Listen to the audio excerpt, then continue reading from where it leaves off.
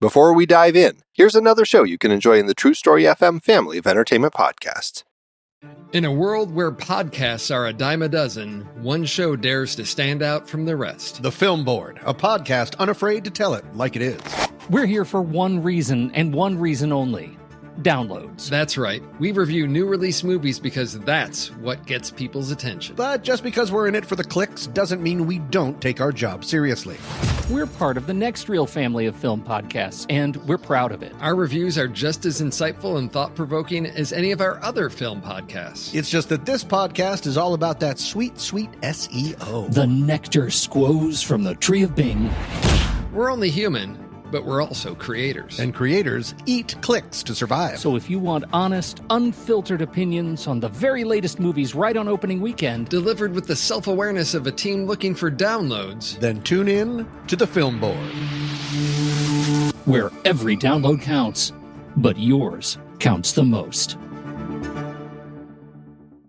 Do you like movies? Do you like sports? I never played that sport on the screen, but I really enjoyed how the movie made me feel. Well then, have we got a show for you. The Adrian Moment is where my friend Ocean and I discuss the triangulation of sports, movies, and life. We dive deep into the movies, discussing how they relate to and have affected our lives. We will talk about why the sport matters to the movie, why you don't have to love the sport to enjoy the movie, and mine a few nuggets of meaning inside the story you may not have realized was really there. After listening to our show, come join us for more conversations about the movies that portray the thrill of victory and the agony of defeat. Find the Adrian Moment podcast on your favorite podcast app and join us while we cover the sports you love and the ones you never think about. You will never see sports or sport movies the same again.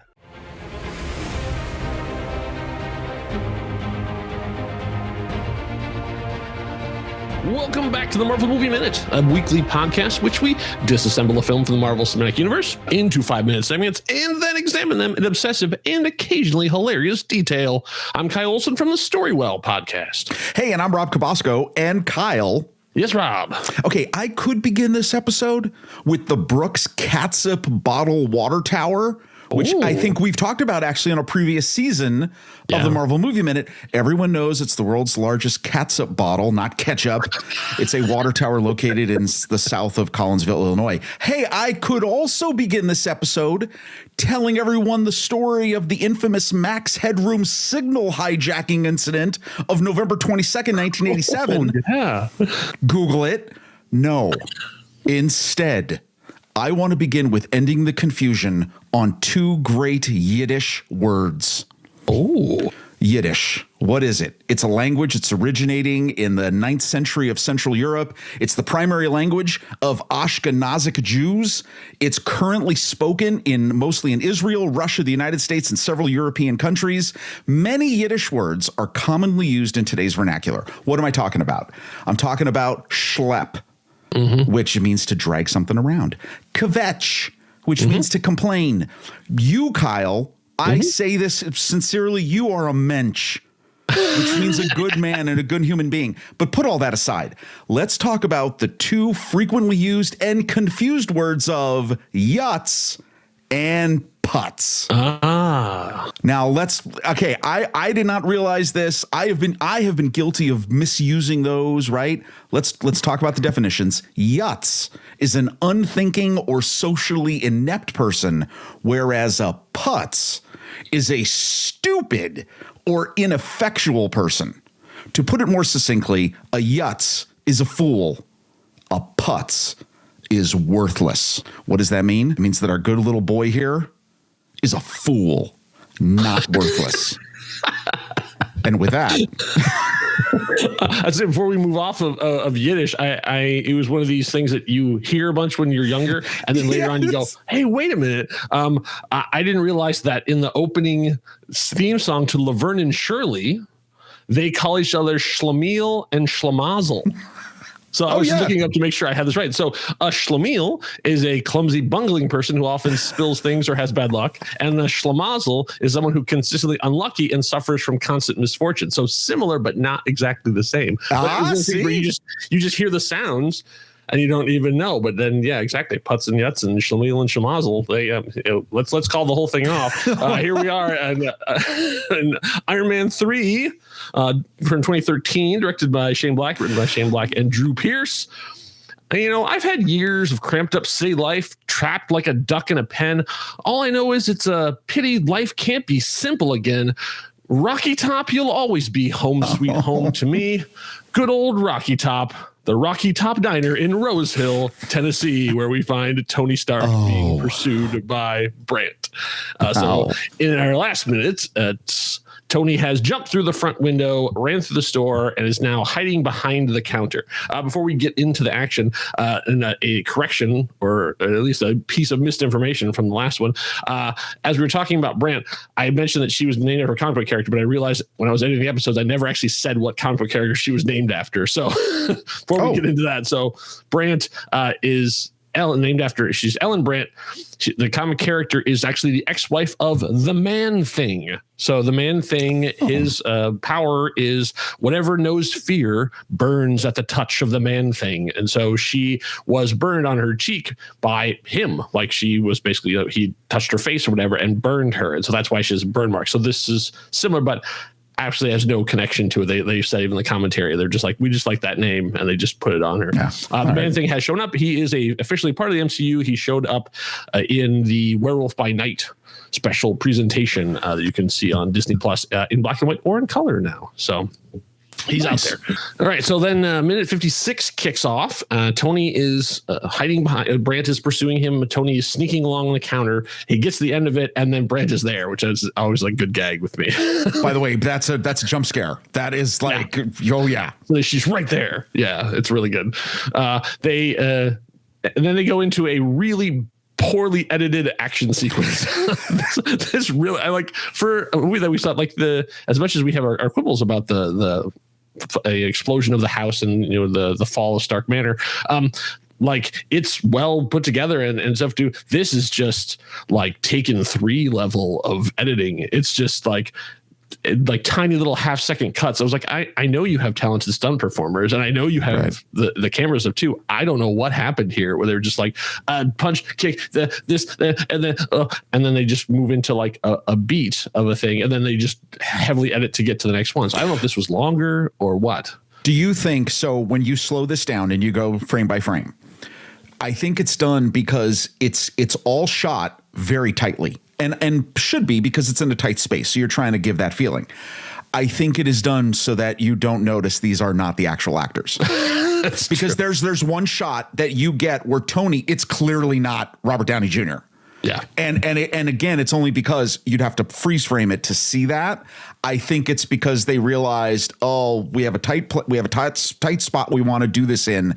Yeah. We're going to have to cut so that it doesn't take people out of the moment. Yeah. Hard to maneuver the camera around that smaller thing. So, Brandt tries to burn Tony's face. Tony does this reverse and does this really cool like wall run. And he sort of goes up along sides and over the counter and ends up backwards. And he has her pinned by the neck on the counter with the handcuffs, which by the way, Tony is still handcuffed at this point. And then he is basically holding down on her neck. I think of this as the Salt maneuver. If you remember 2010's Salt with Angelina Jolie. No, not a particularly memorable action sequence, but she has a very memorable execution where she's handcuffed and has the bad guy and runs off of the edge of a thing and then pulls the guy's neck down. This is very similar to that, which was earlier. So maybe it was an homage. I don't know.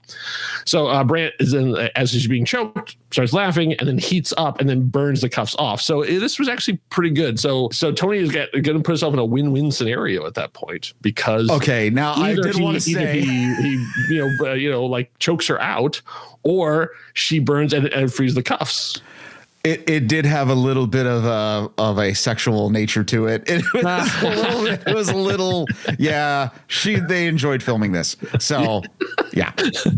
So Tony then jumps back over, and then he gets. I think my guess is this is cooking grease. Yeah. I would imagine there's no label on it, but it's like a 2 or 3 gallon container. It's pretty.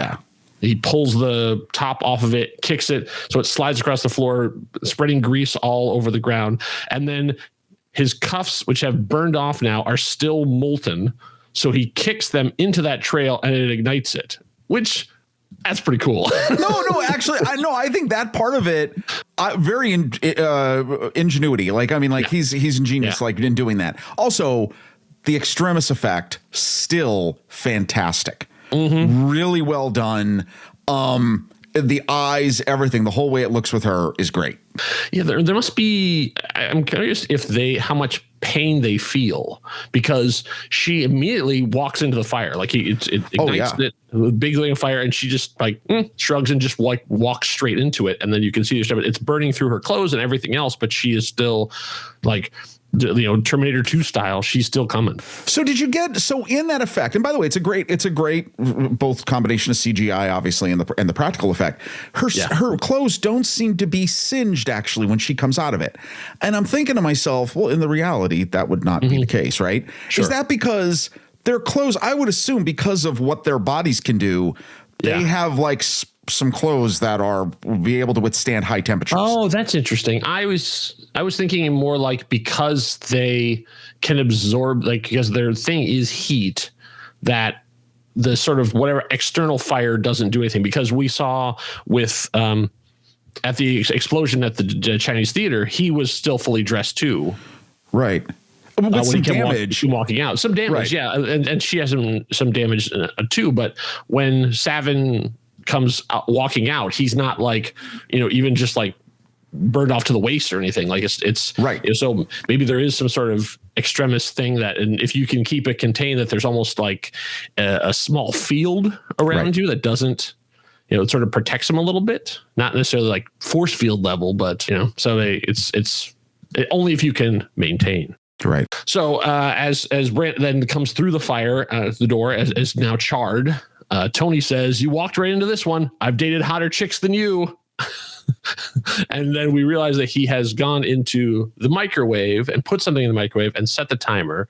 And as he looks up, we see it is Chad's dog tags he got from his mother, and has set that off. And then the microwave then is counting down. And then Brandt says, "That all you got? Cheap trick and a cheesy one-liner?" And Tony says, "Sweetheart, that could be the name of my autobiography." Jeez. Oh, that's a good line. That's a good line. That's where 56 comes to the end. Then as in 57 starts, Tony runs out the back door. The microwave counts down. Brandt sees that Tony has pulled the gas line. And then when the microwave explodes, it blows the gas out and a huge explosion rips through the place. Tony is safe because he has taken shelter behind the Lear L040 SCP 50-inch outdoor slanted ice merchandiser. Fantastic. I found it by the ice logo on the side. Apparently is a specific brand. There's a bunch of different ones, but this is a little bit of movie magic because they reversed the door. Because if most people are right-handed, and so they have the handle on the other side, so the door opens up. So they actually flipped the handle around so that he can go out and take shelter behind it. Well, how nice of them to do that. Wasn't that nice? Yes. And then as the explosion dies away and people are going around, Tony looks up and sees the body of Brandt has been blown out of the Rocky Top Diner, which unfortunately has now been destroyed, and is on a set of electrical wires and sparking. And so she is dead. So unfortunately, that is a picture wrap on Stephanie Shostak. Okay. Yes. Two things. One, he's holding it like a shield. Do you catch the moment? I feel like there's a moment as he is walking away before you see her in the power lines that he tosses the shield, and it's almost like, I'm not captain. I don't need a shield. Like I kind of got that vibe. So I mean, yeah. So I kind of, there's like just a quick little moment where I was like, okay, that's funny. So wait a minute. She's dead? Yeah. Well, I mean, I know she is in the picture, but like, that's what killed her? Why is Savin not, like, why? I don't understand how the mechanics of this works. These are all good questions. I know it. I know that we're going to talk a little bit more about Savin actually, and there's a lot. Apparently, there's a lot of other things that were going on that got lost in the edit. So we'll talk about that as we get into more of the action stuff. But before we move on from this big thing, I want to give a shout out to Tara Mackin, who is the stunt double for Stephanie Shostak. She has 116 stunt credits on IMDb, and she got her first big break doubling Maggie Q on Nikita in 2010. Since then, she's been the go-to gal for ladies of, let's say, diminutive stature.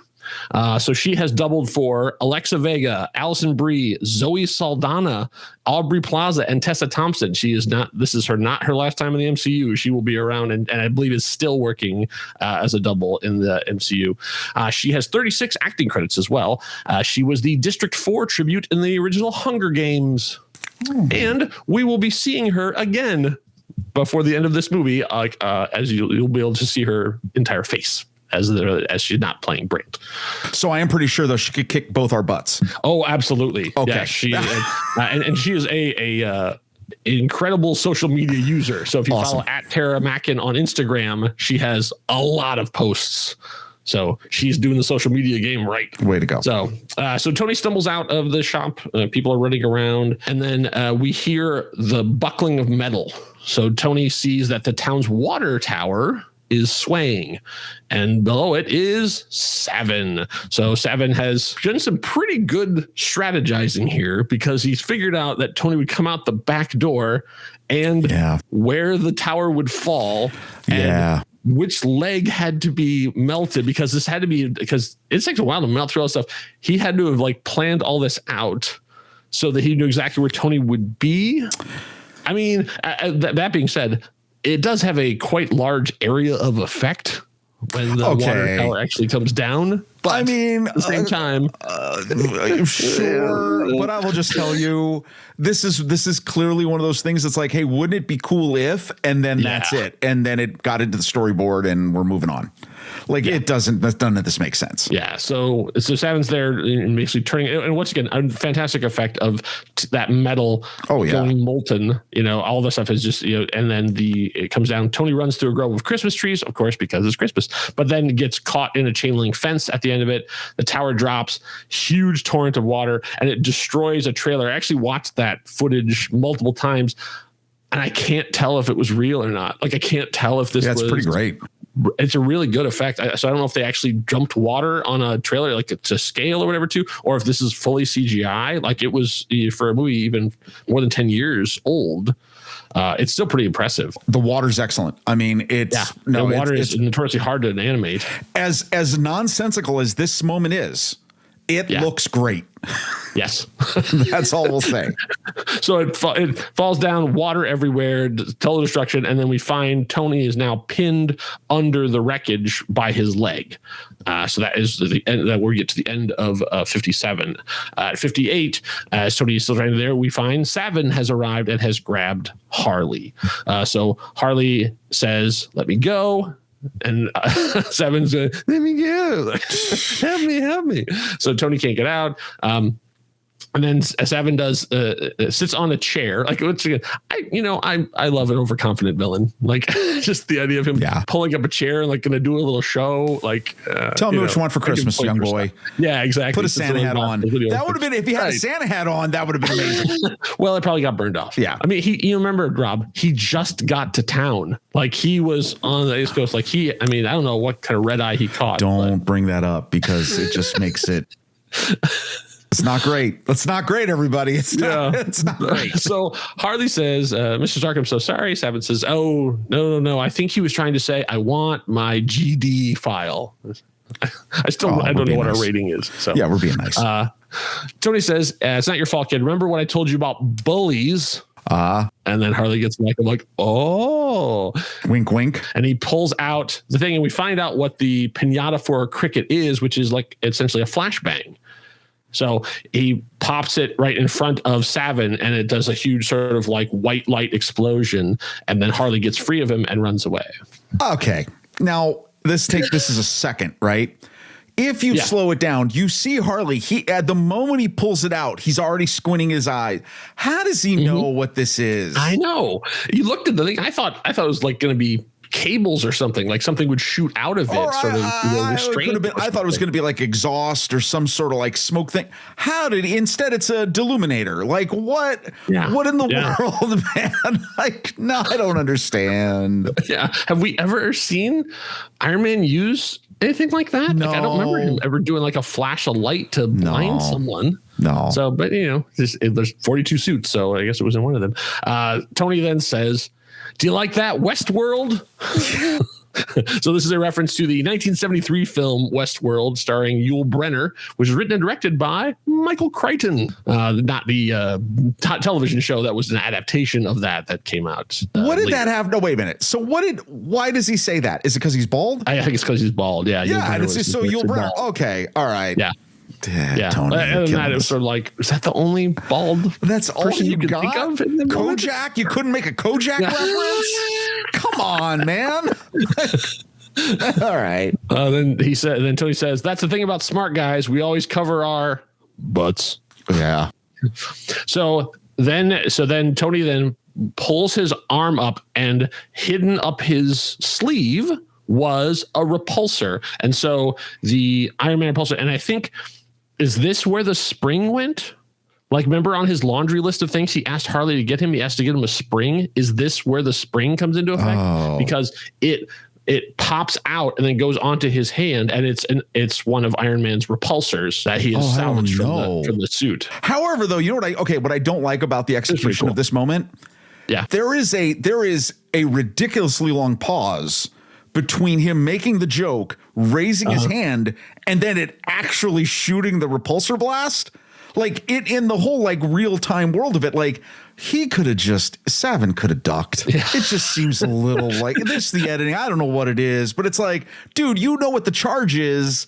Just time it better. Like, it should have been way more immediate. It's like a heartbeat. Yeah, I think it was giving us a chance to go, oh, I know what that is. That's the thing that Iron Man has. And then it just makes Savin look like a punk. Now he's just. Well, I think that's the point, right? He fires Savin. Savin goes flying backwards. Yeah, by the way, with his head destroyed. Yeah. He basically took it to the face. Right? Full repulsor blast to the face. So Tony manages to find a piece of metal. He sort of pries himself loose, gets his leg out there and gets in there. He goes and goes into Savin, and Savin is, for all intents and purposes, out. We don't know if he's actually dead. He's not like on the power lines like poor Brandt was, but he's down. And Tony goes through his pockets, and there's a nice, like, I was like, oh, second unit really doing their stuff. There's a nice insert shot of like his hand going in and pulling out the car keys and displaying the car keys to the camera. Like, these are his car keys. Oh, because it took me a second. I thought it was his phone at first, but then it turns out it's just like the big fop, probably of his car, which we're gonna talk about here in a minute. So then we hear Harley say, "You're welcome." So as we hit minute 59, then Harley has a cowboy hat and Tony has a scarf. Where did they get them? We don't know. Is that? I was going to ask. Is that an edit issue? Like, there's something. It is an edit issue. Yeah. Apparently. Okay, so let's talk about this whole what we didn't see before we get into the Shane riding out of town. So apparently this whole sequence, like from the Rocky Top down, actually from the bar all the way till now, was probably like a 10 or 15 minute sequence that they edited down to about like 4 minutes. Oh. And it involved not only the sheriff, but also Dale Dickey, Mrs. Davis was in it. Harley's bully was in this scene. Brandt was in this scene, and Savin. So it was like Savin and Brandt working together, fighting all of them at the same time. Harley's bully was there. Like Mrs. Davis got involved. I mean, it was a huge sequence that all of this stuff happened, and they just went, we got to cut time. Like, apparently the first cut of the movie was like 3 hours long, and so they had to cut an hour out of it. And this is one of the problems that comes out of it, is that like you have this sort of disjointed sequence of things that happens. Right. And so the hat actually was from earlier. Like, Tony used it to like be undercover. Like, he at one point had the hat, and then this is Harley bringing the hat back because it was Tony's hat before. Okay. And where the scarf came from, I don't know, but they talk about the commentary. It's like a $3,000 Versace scarf. Oh my God. Which they make a big thing of, like, why would you ever pay that much for a piece of clothing? But, you know, I guess when you're an Iron Man 3, you got that kind of money to throw around. But where did it come from? They just show up with this. I guess this is his disguise so that he can have the scarf to cover his bright glowing chest. That's funny. Yeah, I didn't understand that, but now, okay, so editing, got it. Exactly. There's still total chaos going around. So Harley and Tony are having sort of a moment in the street. Tony says, Harley said, "You're welcome." Tony says, "For what? Did I miss something?" Harley says, "Me saving your life." Yeah. Tony says, "Yeah. A, saved you first. B, thanks, sort of. And C, if you do someone a solid, don't be a yutz. All right." There we go. Just play not a putz, a yutz. Not a putz, a yutz. Just play it cool, otherwise you come off grandiose. Okay, Tony. Harley says, "Unlike you." Yeah. Okay. I said, "Admit it. You need me. We're connected." And so Tony says, "What I need is for you to go home, be with your mom, keep your trap shut, guard the suit, and stay connected to the telephone, because if I call, you better pick up. Okay, can you feel that? We're done here. Move out of the way or I'm going to run you over." So he has gotten into the 2011 Audi A8 LD4 Type 4H, which is Savin's car, because remember, he took the keys from him to do it. So once again, Audi showing up. Even bad guys drive Audis. The official car maker of Iron Man. I mean, like, yeah, but apparently they don't have the big rules like Apple does of like villains can't use them. Audi's just like, I don't care, as long as anybody can drive them. Audis are for everyone. That's our marketing thing, right? Well, okay. So then, as Tony is sitting in the car, he says, "I'm sorry, kid, you did good." And Harley says, "So now you're just going to leave me here like my dad?" Oh my God. Oh, playing the dad card. Tony says, "Yep," and then he takes it a minute and says, "Wait, you're guilt tripping me, aren't you?" And Harley all of a sudden turns on the charm and pulls himself up. "I'm cold." And Tony says, "I can tell. You know how I can tell?" As minute 60 starts, "'Cause we're connected." Okay, I just want to say this. I enjoyed this exchange more than most of these minutes. Yes. Because really, seriously, the connected thing is absolutely true. Like, I love this relationship in the movie. It really has grown on me. And I do think, though, it is funny. Like, the kid, by the way, the whole, when he says, "I'm cold," and he does but I'm cold. It's really great. It's really great. Yeah, it's one of those things where when people complain about like, "Oh, that kid," I was like, he's not in that. I feel like we just started talking about him. Like, he's maybe in 20 minutes at most. And it's a huge, it's a better relationship with Tony than most other characters have. So it's great. This is good. Yeah, it's that really that cowboy rolls into town and befriends the kid, and then now he's about to make his way out again. So and Harley gives up at this point and says, "It's worth a shot," as Tony drives away. By the way, wait, I got to say that smile that Tony gives as he drives away is really funny. It's very great. That would be a particular type of eating grin, I would think. That's exactly it. It's pretty great, actually. Yeah, these two are really nice together. All right, so we cut back to Savin. Yes, even after all of that, he is still all right. So he's wakes up and is coughing, and you can see the extremis is putting him back together again. His face is all red, and then we cut from that to a commercial. So I think this was QVC, or it was or Marvel trying to do their own QVC. I couldn't tell if there was no official branding. It's cut off, yeah. Yeah, there's sort of like it's like a instant Christmas tree, like you bring up made of ribbons and felt and stuff. You sort of bring it up and snap it in. It's the Winter Lane 6-foot pull up fully decorated Christmas tree for $89.95 or $9.95 shipping and handling, or 3 flex payments of $29.98. And it packs flat. So jeez, what more do you need? And it means that signal gets taken over by, of course, the Mandarin. So we see it goes to color bars, and then we see it go there, and then it cuts to a bunch of things as this is taking over signals around the way. So the first thing we see a junior technician says, "What happened to picture?" And this is Sarah Burkhart. She has 17 credits on IMDb. And as far as I can tell, she has left the business and she is now taking on the hardest job in the world, being a mom.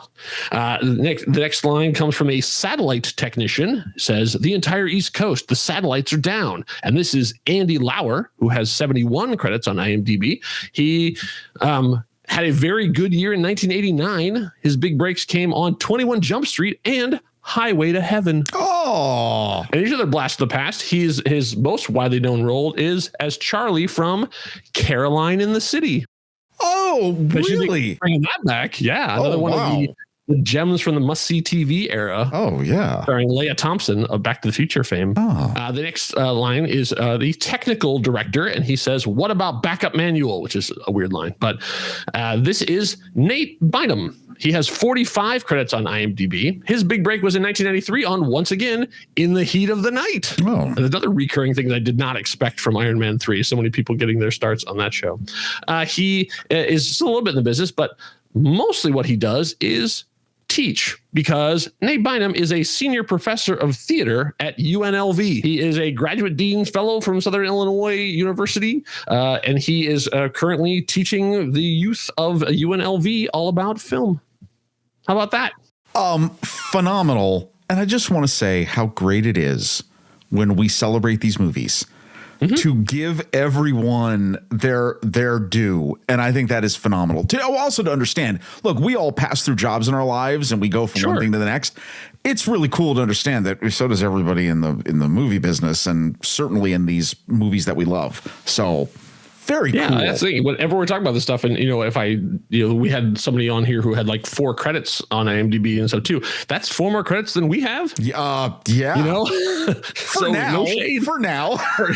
That's right. For now, until they put podcasting up, and then all of a sudden they'll be like, "How do you have 500?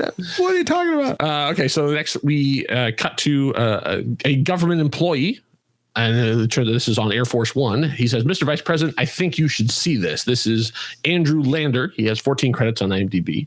And then we go to the vice president, who says, "Oh God, not again. Is the president getting this?" And this is VP Rodriguez, played by Miguel Ferrer. 128 credits on IMDb. We could do this whole show just on the amazing career of Miguel Ferrer. I'm just going to give you some very small highlights from an incredible career. His parents were Jose Ferrer and Rosemary Clooney, which means he is the cousin of George Clooney, who I think many of you have heard of. His first big break was on Magnum P.I. He's probably best known for either RoboCop or Twin Peaks, but he also has a very distinctive voice. He was Shan Yu in Mulan, the original one, the superior one. He was on Superman the Animated Series, Spectacular Spider-Man, Young Justice, Adventure Time, and in some of the other stuff I was reading about his stuff. He also, for a time, was a writer for Marvel Comics. Oh, between 87 and 1990, he was a writer. He created the character Comet Man and a bunch of other ones, and apparently was a real mensch. Because everything I read, people were just raving about him, and so much so that he became friends with Peter David, who was a long time. He is currently, but he was a long time Marvel writer, and he created Spider-Man 2099. That character who appeared in Spider-Man Across the Spider-Verse. So Peter David named the character Miguel O'Hara because he was doing it in homage to Miguel Ferrer.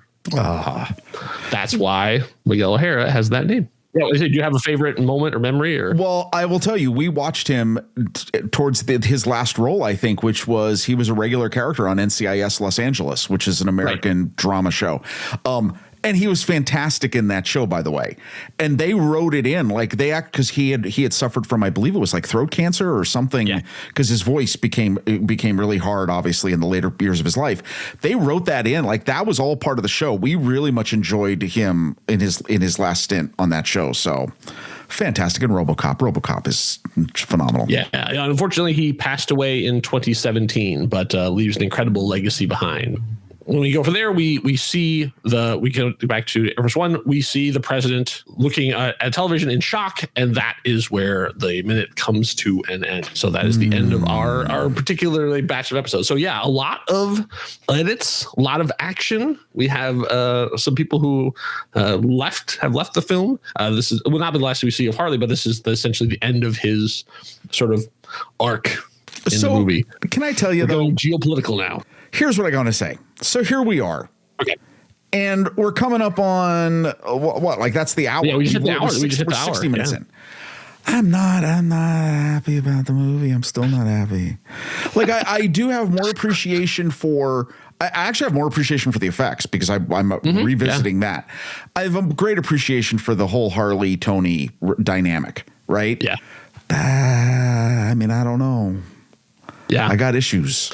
Yeah, it's a little strange how we're here in our, and I guess this is sort of the dark times. Like this is the lost in the dark. You know, he's away from everything else. Like I don't mind the trip to Rose Hill. Like I mean, getting out of the sort of the glitz and the glamour. You're certainly not in New York, where we had the Battle of New York most recently. We're not in sunny LA. We're in some place more to show that there's more to the world. But at the same time, what did this get us? Yes, exactly. Right. You know, because we're out of it. Because now we're out of it so fast. I mean, obviously he's still there. We're going to talk in the next episode. You know, sort of more of his Midwestern adventures. But yeah, it just seems like he had to go a long way to get some exposition and a couple of sort of regular sized fight scenes. Regular sized. I like how you put that. Yeah, honestly, I mean, because if you think about the versus, I mean, as much as people give some guff to Iron Man 2, like these fight scenes were nothing compared to like Whiplash on the Monaco track. Oh, absolutely. Oh, 100%. I suppose that was earlier on. So at this point, where I guess we were sort of in the "Where's my bird" period of Iron Man 2. Oh, see, I missed that. I missed the Boyd. Anyway. All right, we move on. So So while you're going back through all of these things and trying to dig up all these comics and shows and stuff mentioned and following people on Instagram, also maybe head over to truestory.fm/join and become one of our members. You can. There's a Discord thread going on that people are popping up on. I guarantee you right now, everyone listening to this is going, man, what a pair of yutzes. Wow. You be the schlemiel, I'll be the schlemazel. Okay. We'll meet up on truestory.fm. So make sure you're back here for our next set of minutes where we're going to go to a beauty pageant. We're going to see a very famous face. And then we're going to have a little bit of comic relief. We'll be there. Make sure you're there. Enough said. Bye.